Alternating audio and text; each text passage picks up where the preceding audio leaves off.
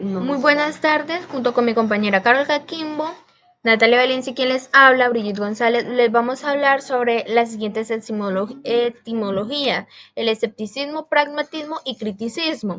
Como primero tenemos, ¿qué es el escepticismo? Entonces, ¿qué es el escepticismo?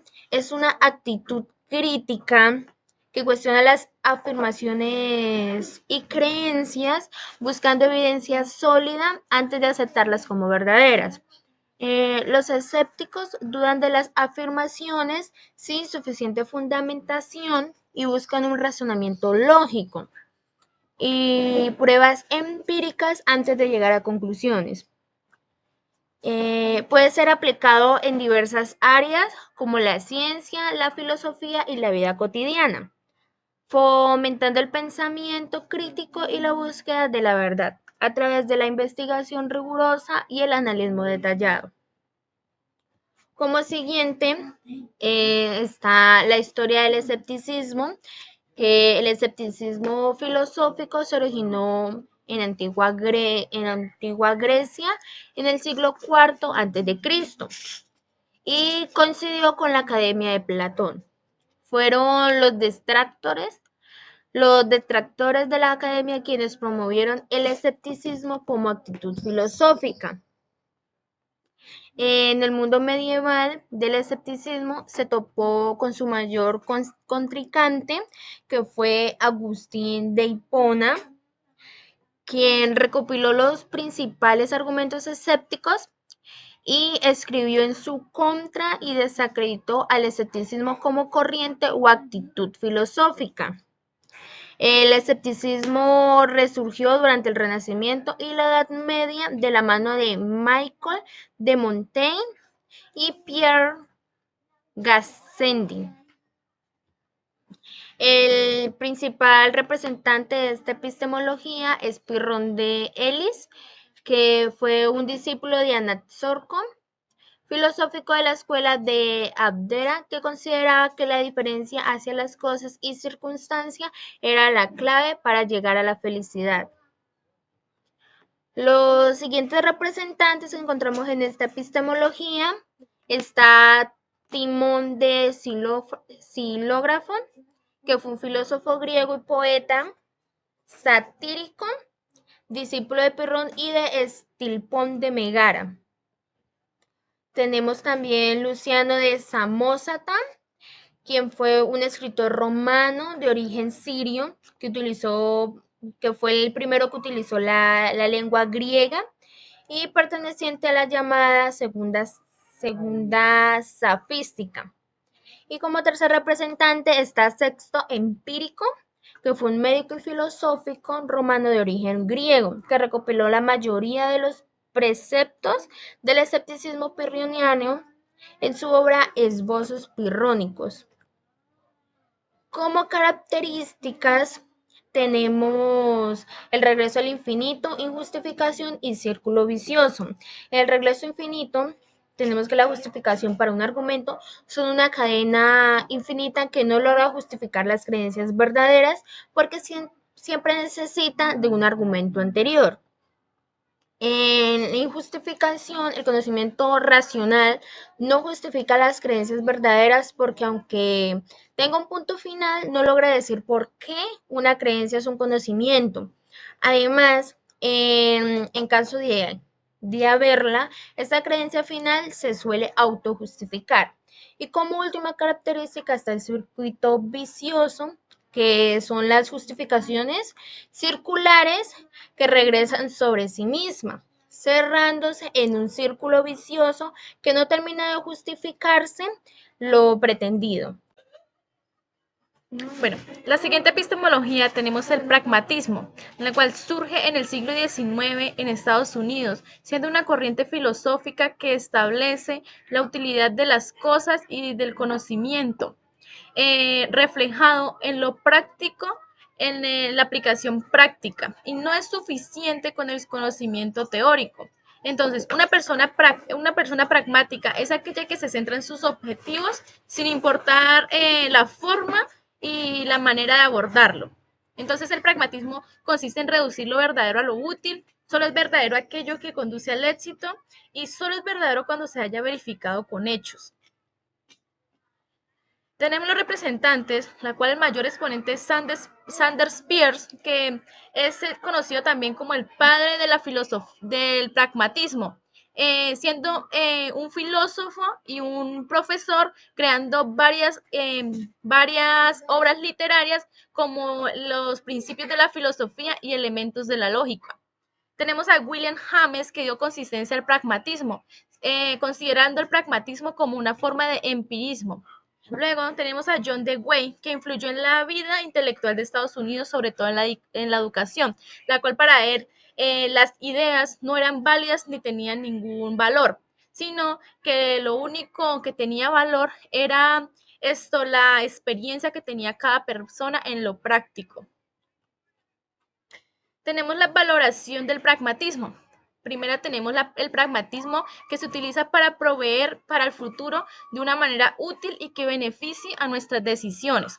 Luego, tenemos que las personas deben construir conocimientos, la cual debe comenzar a encontrarle un sentido práctico de lo aprendido, transformar las cosas, trascenderlas y reconstruirlas. Eso se crea a partir de elementos existentes que nos favorezca y nos beneficie a cada uno de las personas.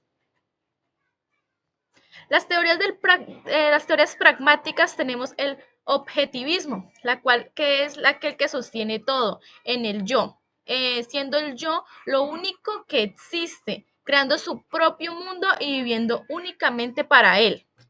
El oscurantismo es el pragmatismo como teoría que influye en su esencia el rasgo del oscurantismo. Esto es una doctrina de la incognoscibilidad del mundo acoplado en la superstición y el sustituto del conocimiento. Tenemos el funcionalismo, la cosa del pragmatismo filosófico como teoría, es una apología a la invención y la ficción que puede ser utilizado para determinados propósitos. Eso se encuentra en que la teoría pragmática es una construcción teórica ficticia bien desarrollada y adaptada para encontrar los requerimientos de la clase. Tenemos un ejemplo del pragmatismo, la cual es una persona vegetariana que se encuentra al borde de la muerte y en medio de su desesperación por no tener alimento, decide comer carne. Entonces, al decidir comer carne, se siente incómodo y raro. Sin embargo, no esto deja de lado sus principios para poder sobrevivir. Y a esto se le llama el pragmatismo. Es aquella persona que se centra en sus objetivos como esto permitiendo poder centrarse en lo que lo benefician, dejando de lado sus ideales. Bueno, la siguiente epistemología es el criticismo. En el criticismo tenemos como autor principal a Immanuel Kant. Él pues nació el 22 de abril de 1724, él nació en Rusia, pero falleció el 28 de febrero de 1804. Él era de religión pietista, su lengua materna era alemán y sus padres eran Johann Gregor Kant y Ana Regina Reuter. Su educación fue en la Universidad de Königsberg, en Rusia. Su ocupación, él era filósofo, antropólogo, físico, escritor, pedagogo, filósofo, mejor dicho, hasta profesor. Su área, él como que su área más común, lo que más se relacionaba era en la epistemología, la metafísica y en la ética. Y él fue conocido por crear lo del idealismo transversal, trascendental, perdón.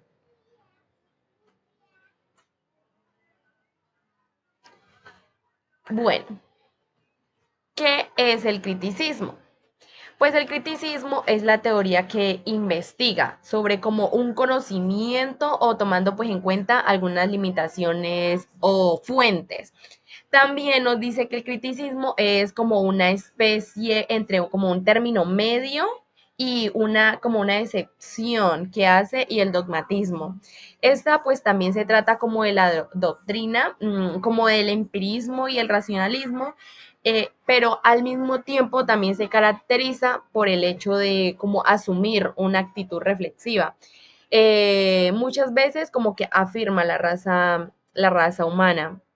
La teoría del criticismo no niega ni desconoce al hombre. Este puede tener como acceso a la verdad y al conocimiento, pero sin embargo también es considerado necesario evaluar la forma como que éste la va alcanzando poco a poco. También es como un sistema de pensamiento, pues como que se, como que él pretende, pero entonces como que pretende explorar más, como más el fundamento y más a fondo de este conocimiento, como para tener una base reflectiva de la filosofía. Bueno, los tipos de criticismo. Tenemos tres tipos de criticismo. Tenemos el criticismo influenciable. Este es como la necesidad única y primordial que da como a resolver y hallar algunas evidencias de algunas leyes universales. También tenemos como el criticismo de juicios analíticos y sintéticos. Este se basa más como en la problemática que compone como los juicios analíticos que se dan. También dan como que dan al conocimiento que es como el producto de una investigación previa. Las formas a priori. Este criticismo a forma a priori afirma, o mejor dicho, que la corriente no minimiza las experiencias vividas del ser humano. Estaba como contextualizando qué es, qué se da, como su importancia, su forma de aplicarlo y todo el intelecto de aquel aprendizaje sensorial. Bueno, como características tenemos la búsqueda del conocimiento impoluto, este pues ya sea real o no. eh, Él intenta como comprender las causas y como con una base a razón, como al razonamiento de este, ¿no? La crítica es tomada como un estudio. Pues esto es como que de manera logrando, ¿no? Identificar como un conocimiento verídico, ya sea para X cosa o para el mismo estudio filosófico. También la valoración del conocimiento investigativo sobre todas las cosas. No solamente como de que en un solo el conocimiento no solamente en una sola cosa, sino que como a priori, como a llegar como el conocimiento de los tipos, sino que más a fondo o más allá y no solamente en una. Y también la valoración pues de la habilidad cognitiva que tenga el ser humano. También para esto, ¿cómo lo podemos aplicar? Este debíamos como aplicarlo como a través de la investigación, ya sea como para comprender o a base de como el pensamiento. Bueno, aquí tenemos un claro ejemplo. ¿Qué pasa? El criticismo, digamos que un ejemplo sería como cuando alguien está hablando de un tema, X persona está hablando de un tema, entonces, tipo, no puedo opinar o no se puede opinar si no tenemos el conocimiento y no tenemos las bases para poder opinar de el X tema que está hablando la otra persona. Porque primero para poder cuestionar eso tenemos que investigar y tener al menos un poquitico de la base para poder opinar y decir, sí, el criticismo o, bueno, tema es que el criticismo es por esto y esto. No lo podemos hacer. Gracias.